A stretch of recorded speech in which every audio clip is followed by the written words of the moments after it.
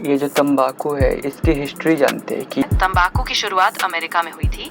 कौन सी औषधि के लिए तंबाकू का यूज किया जाता था? जगहों पर इसे एक प्रकार के औषधीय धुएं के रूप में भी जलाया जाता था। क्या कारण है कि लोग इनका सेवन ज्यादा करते हैं? साथ ही सामाजिक और सांस्कृतिक कारण भी होते हैं। इसका साइंटिफिक रीजन जानते हैं। तो निकोटीन बहुत तेजी से रक्त प्रवाह में जाता है और मस्तिष्क में डोपामीन जैसे रसायन को बढ़ाता है। कि डोपामीन क्या होता है? हमारी खुशी, इनाम और प्रेरणा से जुड़ा हुआ है। पान मसाला का ऐड आता है जहाँ तंबाकू ब्रांड अप्रत्यक्ष रूप से दिखते हैं। तो सरकार इनको बैन क्यों नहीं करती? तंबाकू उद्योग देश की अर्थव्यवस्था में बड़ी भूमिका निभाता है। जैसे उनसे 1% का जीडीपी आता है, उनको कितना पैसा मिलता है? उदाहरण के लिए शाहरुख खान को एक ब्रांड के लिए करीब 20 करोड़ रुपए मिले थे। ई सिगरेट ये क्या होता है? ई सिगरेट एक बैटरी से चलने वाला उपकरण है। अब इसके रेमेडीज के बारे में बात करेंगे। स्वस्थ विकल्प रखें और ट्रिगर्स को पहचानें।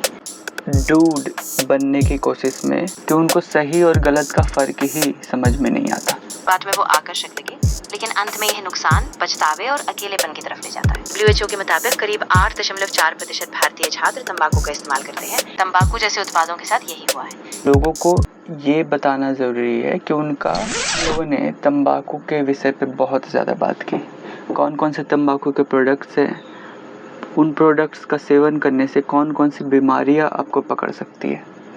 तंबाकू के राज जाने कि वो कैसे बनते हैं, उनका कैपिटल कितना है दुनिया में, तंबाकू को कैसे हटाया जा सके। आगे इस वीडियो में बने रहिए। आज हम लोग तंबाकू से बनने वाले जितने भी चीज़ें हैं उन पर बात करेंगे।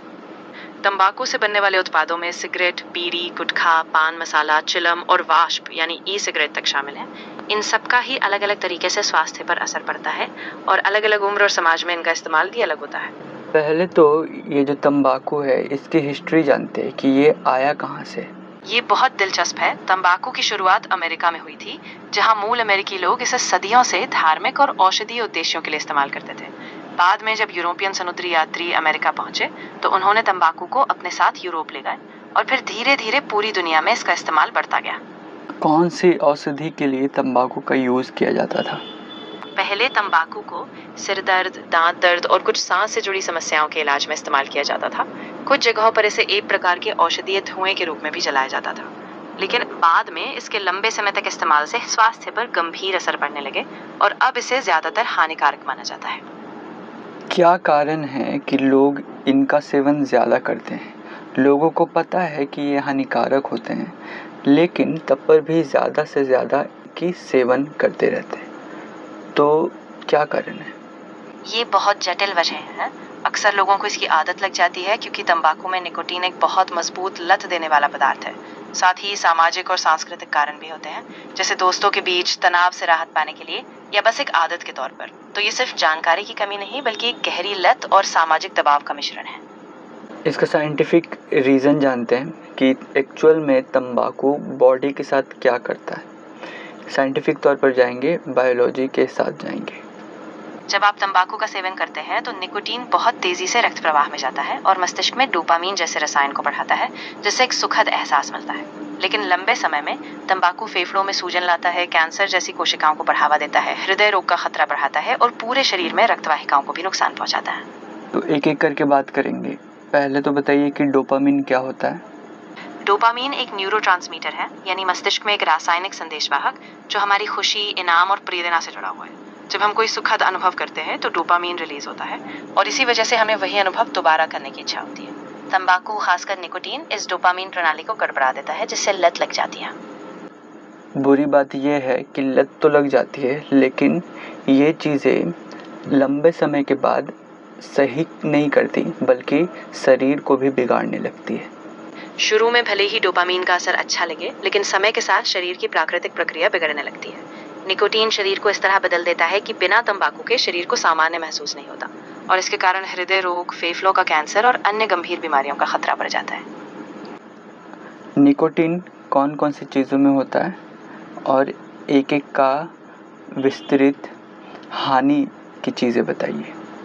निकोटीन मुख्य रूप से तंबाकू वाले उत्पादों में पाया जाता है, जैसे सिगरेट, बीड़ी, गुटखा, पान मसाला और ई सिगरेट। सिगरेट और बीड़ी में निकोटीन के अलावा भी सैकड़ों हानिकारक रसायन होते हैं जो फेफड़ों को नुकसान पहुंचाते हैं, कैंसर का जोखिम बढ़ाते हैं और दिल की बीमारी का खतरा भी। ई सिगरेट में भी निकोटीन होता है और वो भी फेफड़ों और हृदय पर बुरा असर डालता है। हालांकि वो काफी नए हैं, तो अभी भी रिसर्च चल रही है। अभी तंबाकू से बनने वाले कौन कौन सी चीज़ों का ऐड चलता है टीवी पर? भी भारत में टेलीविजन पर तंबाकू उत्पादों के विज्ञापन पूरी तरह से प्रतिबंधित है।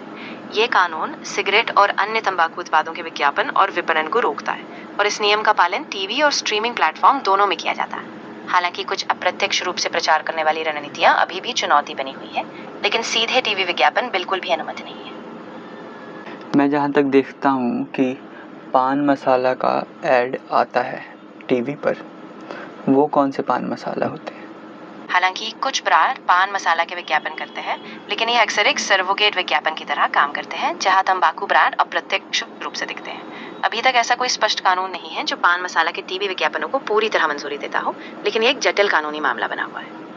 तंबाकू से बने जितने भी प्रोडक्ट हैं, उनका विज्ञापन नहीं करने पर भी वो इतने ज़्यादा बिकते हैं कि हर इंसान के पास वो चीज़ें होती हैं और विज्ञापन नहीं बन रहे हैं, लेकिन तब पर भी जो इंडस्ट्रीज़ है वो बना रही है क्योंकि इंसान कंज्यूम कर रहे हैं।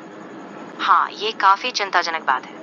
दरअसल भले ही सीधा विज्ञापन प्रतिबंधित हो, लेकिन पहले से बनी हुई ब्रांड पहचान, सामाजिक प्रचलन और आदतों की वजह से लोग इनका इस्तेमाल करते रहते हैं। तंबाकू इंडस्ट्री का एक बड़ा नेटवर्क और मजबूत वितरण चैनल होता है, जिससे ये उत्पाद आसानी से उपलब्ध होते हैं और कई बार लोग सामाजिक दबाव, तनाव या आदतों के चलते इनका सेवन जारी रखते हैं, भले ही उन्हें पता हो कि ये हानिकारक है। चलिए अब बात करते हैं कि तंबाकू बनाने वाली कंपनीज कौन कौन से हैं। आज की तारीख में सबसे बड़े ग्लोबल तंबाकू कंपनियों में Philip Morris International, British American Tobacco, Altria Group, Japan Tobacco और इंपीरियल ब्रांड्स शामिल हैं। फिलिप मॉरिस दुनिया की सबसे बड़ी पब्लिक ट्रेडेड तंबाकू कंपनी है, जिसकी मार्केट कैप करीब 260 अरब डॉलर है और बाकी कंपनियां भी पारंपरिक सिगरेट से हटकर निकोटीन पाउच और वेपिंग डिवाइसेस जैसे नए उत्पादों पर जोर दे रही हैं। इंडिया में कौन से कंपनीज हैं स्टॉक मार्केट में भी लिस्टेड हैं? तो कौन कौन सी कंपनीज है जो तंबाकू बनाने वाले ब्रांड्स हैं? भारत में स्टॉक मार्केट में लिस्टेड प्रमुख तंबाकू कंपनियों में आईटीसी लिमिटेड, जो देश की सबसे बड़ी तंबाकू कंपनी है, इसके अलावा Godfrey Phillips India, VST Industries, NTC Industries और गोल्डन टोबैको लिमिटेड शामिल है, जो सभी बासी और एनएसई पर लिस्टेड है। इनका रेवेन्यू जान लेते हैं, कितने रेवेन्यू आते हैं इंडिया से? हाल ही में उपलब्ध आंकड़ों के अनुसार आईटीसी लिमिटेड का कुल राजस्व 73,447 करोड़ रुपए था फिस्कल वर्ष 2024-25 में, जबकि गॉडफ्री फिलिप्स इंडिया का राजस्व करीब 7,770 करोड़ रुपए था और वीएसटी इंडस्ट्रीज का राजस्व 1,806 करोड़ रुपए था, जो 2025 के साल का है। जब पता है सरकार को कि ये चीज़ें बहुत ही मुसीबत लाती है, तो सरकार इनको बैन क्यों नहीं करती? हाँ, ये सच है कि सरकारें तंबाकू से होने वाले नुकसान को लेकर बहुत जागरूक हैं, लेकिन कई कारण हैं कि इसे पूरी तरह बैन करना आसान नहीं है। पहला, तंबाकू उद्योग देश की अर्थव्यवस्था में बड़ी भूमिका निभाता है, बहुत सारे रोजगार इससे जुड़े हैं। दूसरा, टैक्स से भी बड़ी आमदनी होती है, जो सरकार के लिए राजस्व का एक बड़ा स्रोत है। साथ ही कुछ लोग इसे व्यक्तिगत स्वतंत्रता का सवाल भी मानते हैं, तो धीरे धीरे ही प्रतिबंध लगाए जाते हैं और अन्य विकल्पों पर भी जोर दिया जाता है, जैसे जागरूकता, प्रतिबंधित विज्ञापन और ड्रग सेल्स पर निगरानी। एक को तोड़ते हैं और जानते हैं कि तंबाकू उद्योग देश की अर्थव्यवस्था में कैसे बड़ी भूमिका निभाता है। भारत में तंबाकू उद्योग का योगदान अर्थव्यवस्था में मिश्रित है। यह कुल उत्पादन का केवल 0.23% मूल्य जोड़ता है, लेकिन यह लगभग 2.2% राष्ट्रीय रोजगार मुहैया कराता है, खासकर बीड़ी निर्माण में, और करीब 4.6 करोड़ लोगों की आजीविका इससे जुड़ी है। साथ ही यह निर्यात और टैक्स राजस्व में भी योगदान देता है, लेकिन इसके स्वास्थ्य लागतों की वजह से कुल आर्थिक बोझ लगभग 1% जीडीपी का होता है, जिससे दीर्घकालिक नुकसान भी बहुत बड़ा है। यानी कि जो तंबाकू इंडस्ट्रीज हैं उनसे 1% का जीडीपी आता है भारत में। कुल मिलाकर तंबाकू उद्योग से भारत के जीडीपी का लगभग 1% योगदान आता है, लेकिन साथ ही इससे स्वास्थ्य देखभाल और उत्पादकता के नुकसान जैसी भारी लागतें भी जुड़ी हैं, और जब इनका हिसाब किताब किया जाता है तो ये आर्थिक लाभ की तुलना में काफी अधिक नुकसानदायक रहती है। कुछ लोग इसे व्यक्तिगत स्वतंत्रता का सवाल भी मानते हैं, यानी कि जो लोग चाहते हैं वो कर सकते हैं। तो इसका मतलब ये नहीं कि आप गलत डायरेक्शन में ही करो। इसको आप कैसे देखते हैं? हाँ, ये एक बहुत संतुलन का मुद्दा है। व्यक्तिगत स्वतंत्रता का मतलब है कि लोग अपने फैसले खुद लें, लेकिन जब किसी आदत का असर ना सिर्फ व्यक्ति बल्कि पूरे समाज और स्वास्थ्य पर पड़ता है तो सरकार का रोल समझदारी से दिशा देना होता है। मैं ऐसे दोहराता हूँ कि लोगों को जागरूक करने, विकल्प देने और जोखिमों के बारे में खुले तौर पर चर्चा करने की जरूरत है, ताकि हर व्यक्ति सूचित निर्णय ले सके। ओके, सबसे ज़्यादा तंबाकू कहाँ पे प्रोडक्शन होती है, कौन से कंट्रीज़ में होती है और वो किनको किनको प्रोवाइड करते हैं? दुनिया में सबसे ज्यादा तंबाकू उत्पादन चीन में होता है, लगभग 2.3 मिलियन टन। उसके बाद भारत का नंबर है करीब 0.77 मिलियन टन के साथ, और ब्राजील तीसरे नंबर पर है 0.68 मिलियन टन के साथ। ये तंबाकू की कच्ची पत्ती का उत्पादन है जो बाद में सिगरेट और अन्य उत्पादों में इस्तेमाल होती है, और चीन अकेले दुनिया का 1/3 उत्पादन करता है। ये लोग इतनी ज़्यादा उत्पादन क्यों कर रहे हैं? कहाँ से इनके पैसे आ रहे हैं? दुनिया के सबसे बड़े तंबाकू उत्पादक देश चीन, भारत, ब्राजील, इंडोनेशिया और जिम्बाब्वे हैं। ये देश तंबाकू उत्पादन इसलिए बढ़ाते हैं क्योंकि किसानों को यह एक आर्थिक रूप से आकर्षक फसल लगती है जिसमें कम समय में नकद मिल जाता है।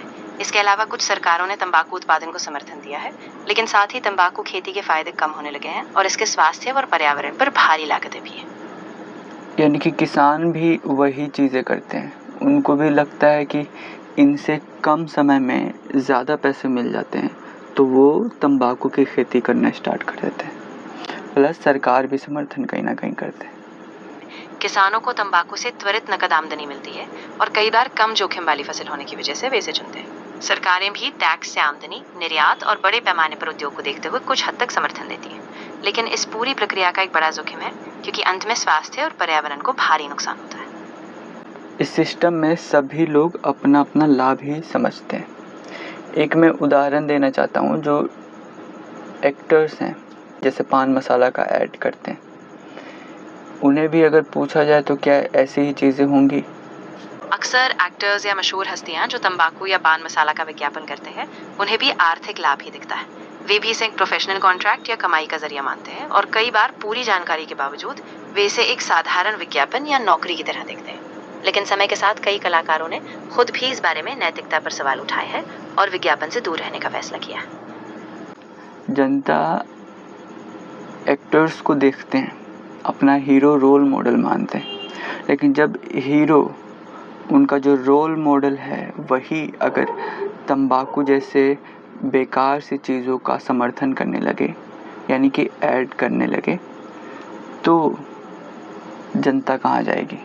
लोग अपने हीरो को आदर्श मानकर चलते हैं, और जब वही व्यक्ति ऐसे उत्पादों का समर्थन करता है तो एक गलत संदेश जाता है। इससे आदतें विकसित हो सकती है, खासकर युवा पीढ़ी में। और यही वजह है कि कई देशों ने हीरो ब्रांडिंग वाले विज्ञापनों पर रोक लगाने की बात की है, ताकि समाज पर सकारात्मक प्रभाव बना रहे। एक्टर्स जो ऐड करते हैं पान मसाला की, उनको कितना पैसा मिलता है जो कि वो मजबूर हो जाते हैं इन एड्स को करने के लिए? भारत में बड़े अभिनेता पान मसाला विज्ञापनों के लिए काफी बड़ी फीस लेते हैं। उदाहरण के लिए शाहरुख खान को एक ब्रांड के लिए करीब 20 करोड़ रुपए मिले थे, जबकि कार्तिक आर्यन को लगभग 9 करोड़ रुपए का ऑफर मिला था, जिसे उन्होंने मना कर दिया था। यह आंकड़े अनुमानित हैं और सभी सार्वजनिक रूप से पूरी तरह प्रमाणित नहीं है। अच्छी खासी फीस मिलती है एड्स बनाने वाले को, तभी वो लोग इनको मंजूर भी करते हैं। जब इतनी बड़ी रकम ऑफर की जाती है तो कई बार आर्थिक मजबूरी या चमकदार कमाई का लालच लोगों को आकर्षित कर लेता है, भले ही वो नैतिकता के साथ समझौता हो। यही कारण है कि कई बार बाद में जनता या मीडिया की आलोचना होती है और कुछ एक्टर्स को भी अपने फैसले पर पछतावा होता है। ओके, तंबाकू की खेती किस तरीके से की जाती है, एक पूरा प्रोसेस बताइएगा। क्या जोखिम उठाते हैं किसान लोग, वो भी बताइएगा। तंबाकू की खेती में किसान सबसे पहले बहुत छोटे तंबाकू बीजों को नर्सरी में बोते हैं, फिर उन्हें खेतों में ट्रांसप्लांट किया जाता है, जहां उन्हें लगातार देखभाल, पानी और कीड़ों से बचाने की जरूरत होती है। पत्तियों को धीरे धीरे हाथ से तोड़कर काटा जाता है, फिर उन्हें सुखाया और फर्मेंट किया जाता है। किसानों को इसके दौरान कई जोखिमों का सामना करना पड़ता है, जैसे ग्रीन टोबैको सिकनेस, जो निकोटीन त्वचा के जरिए शरीर में अवशोषित हो जाती है। साथ ही कृषि रसायनों का जोखिम, कम मुनाफा, कर्ज और पर्यावरणीय नुकसान भी होता है। अलग अलग तंबाकू के प्रोडक्ट्स अलग अलग बीमारियों को जन्म देते हैं, उसका एक लिस्ट और उदाहरण बताइए। विभिन्न तंबाकू उत्पाद अलग अलग बीमारियां पैदा करते हैं। सिगरेट और बीड़ी का धुआं फेफड़े के cancer, chronic obstructive pulmonary disease और दिल की बीमारी का जोखिम बढ़ाता है, जबकि गुटखा और पान मसाला मुंह और गले के कैंसर से जुड़े होते हैं। हुक्का, ई सिगरेट और हीटेड तंबाकू उत्पाद भी पारंपरिक धूम्रपान जितने ही जोखिम पैदा करते हैं, जिसमें कैंसर, हृदय रोग और सांस की दिक्कतें शामिल हैं। अभी एक नया चलन आया है ई सिगरेट, ये क्या होता है, इसके बारे में बताइए। ई सिगरेट एक बैटरी से चलने वाला उपकरण है, जिसमें तंबाकू नहीं बल्कि एक लिक्विड गर्म होकर वाष्प बन जाती है, जिसे लोग सांस के जरिए लेते हैं। यह पारंपरिक सिगरेट से कम हानिकारक होने का दावा करती है, लेकिन इसमें निकोटीन होता है, जिससे लत लग सकती है, और अभी तक इसके लंबे समय के स्वास्थ्य असर पूरी तरह से स्पष्ट नहीं है। खासकर युवा लोग इसमें आसानी से शामिल हो रहे हैं, जिससे निकोटीन की आदत जल्दी शुरू हो सकती है। ये तो वही बात हो जाती है कि बोलो कि हाँ ये चीज़ें जो है कम हानिकारक है, लेकिन अब कम हानिकारक के चलते जो लोग सिगरेट से बचना भी चाहते थे वो भी लोग अब ई सिगरेट का इस्तेमाल करने लगे। बिल्कुल यही चिंता है। लोगों को लगता है कि ई सिगरेट कम हानिकारक है, तो वो इसे एक सुरक्षित विकल्प समझ लेते हैं, लेकिन कई बार यह युवा पीढ़ी में आदत की शुरुआत बन जाती है और निकोटीन की लत लगने से वही पुराना चक्र शुरू हो जाता है। इसलिए विशेषज्ञ इसको भी पूरी तरह सुरक्षित नहीं मानते और जागरूकता और रोकथाम पर जोर देते हैं।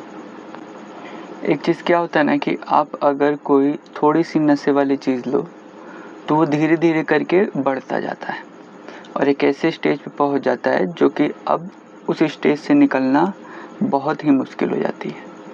निकोटीन जैसी लतें बहुत धीरे धीरे विकसित होती हैं। शुरुआत में थोड़ा इस्तेमाल सामान्य लगता है, लेकिन धीरे धीरे शरीर इस पर निर्भर हो जाता है और एक बार आदत बन जाए तो छोड़ना बहुत कठिन हो जाता है। यही वजह है कि शुरुआती स्तर पर रोकथाम और जागरूकता बेहद जरूरी है, ताकि लोग इस जाल में न फंसे। अब इसके रेमेडीज़ के बारे में बात करेंगे कि किस तरीके से अलग अलग प्रोडक्ट्स का अगर कोई सेवन कर रहा है तो उसको कैसे छोड़े, पूरा एक चार्ट बताइए। अगर कोई तंबाकू का सेवन छोड़ना चाहता है तो सबसे पहले एक निश्चित तारीख तय करें और अपने कारण लिखें। फिर अपने आसपास से तंबाकू उत्पाद हटा दें, स्वस्थ विकल्प रखें और ट्रिगर्स को पहचानें।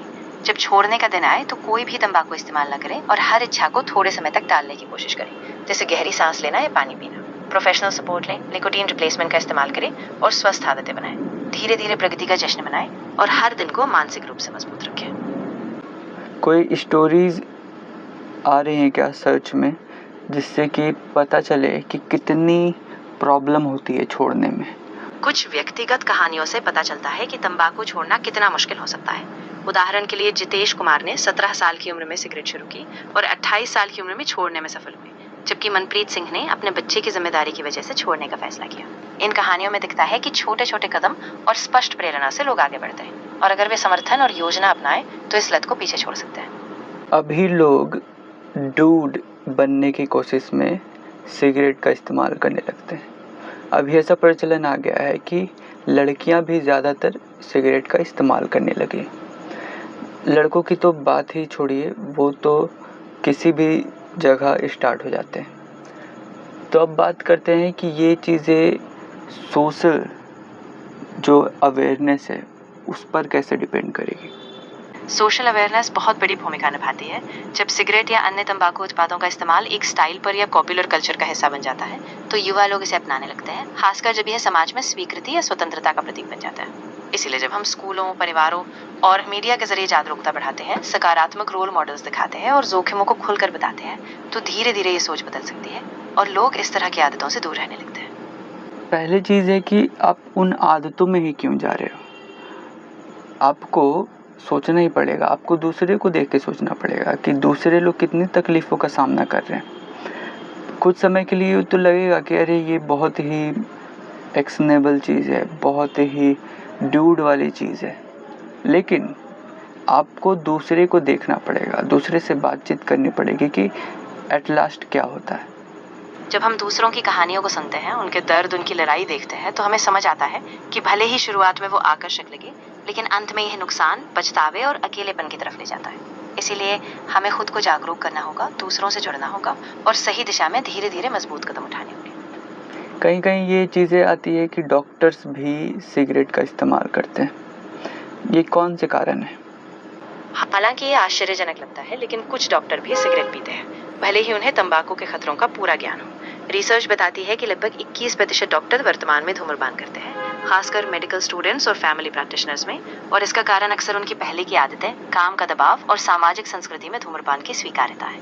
यह जरूरी है कि डॉक्टरों के लिए भी सपोर्ट सिस्टम बनाए जाए ताकि वे भी छोड़ने की कोशिश कर सकें। सो कितने % लोग भारत में निकोटीन या फिर तंबाकू जैसे प्रोडक्ट्स का इस्तेमाल करते हैं और कितने प्रतिशत लोग बाहरी विदेशों में इस्तेमाल करते हैं? भारत में लगभग 28.6% वयस्क लोग तंबाकू का इस्तेमाल करते हैं, जबकि दुनिया में औसत करीब 20% है। भारत में खासकर स्मोकलेस तंबाकू का इस्तेमाल ज्यादा है, जबकि वैश्विक स्तर पर धूम्रपान वाले तंबाकू का इस्तेमाल ज्यादा होता है। नए निकोटीन उत्पाद भी दुनिया भर में बढ़ रहे हैं और भारत में भी एक बढ़ता हुआ रुझान है। ओके, सो तंबाकू छोड़ने के लिए कौन कौन से सरकारी कार्यक्रम चलाए गए? भारत में तंबाकू छोड़ने के लिए सरकार कई कार्यक्रम चलाती है। राष्ट्रीय तंबाकू नियंत्रण कार्यक्रम के तहत मोबाइल आधारित एम सेसेशन सेवा है, एक मुफ्त टॉक लाइन 1800-112-550 और जिला स्तर पर तंबाकू सेशन सेंटर्स जहां काउंसलिंग और निकोटीन रिप्लेसमेंट थेरेपी मिलती है। इन सभी से लोगों को घर बैठे मदद और व्यक्तिगत योजना मिल सकती है। बच्चों और किशोरों में तंबाकू का सेवन कैसे बढ़ रहा है? कहाँ से स्टार्टिंग पॉइंट होती है?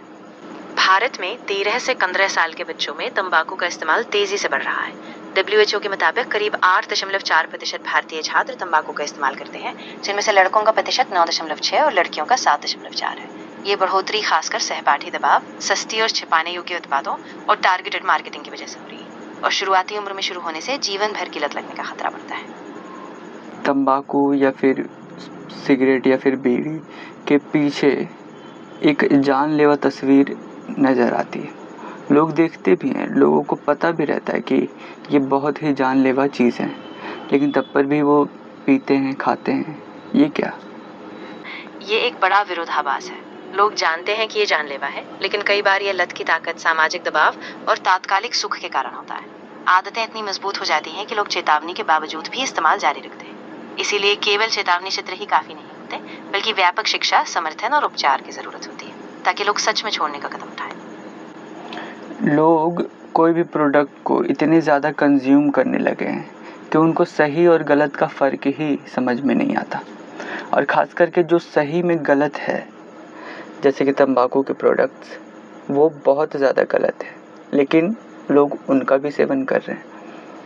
ये एक गहरी समस्या है। जब किसी आदत को बहुत सामान्य बना दिया जाता है तो लोग सही और गलत का अंतर खोने लगते हैं। तंबाकू जैसे उत्पादों के साथ यही हुआ है।